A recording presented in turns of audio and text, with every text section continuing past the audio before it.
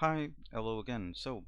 Uh, in this bonus, what we will do, let me show you the final result. Is this, we have a new button here, okay, export docx. The idea is to export all the fruits, the products, into a docx document, okay. Let me show you this in action. So if I click here in the button, a new window opens, and see here, we can also choose the color of the title and the size of the title. Okay, so if I click here, generate docx, a new document is created. Okay, let's open, and we have this, a green small title.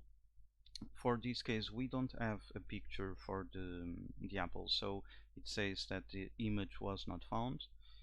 And here for the banana, we have the banana, okay, and avocado. We have all the fruits. Okay, let me show you, for example, if I update the apple open with the picture of the apple, update. Okay, let's go here. Let's say that it will be red and it will be big, the title. So generate this, and let me open this again. And ta-da! We have here the apple, big apple, red, and we have the picture because we just updated the image. And that's it. That's it. This is what we will do in the next videos. So see you there.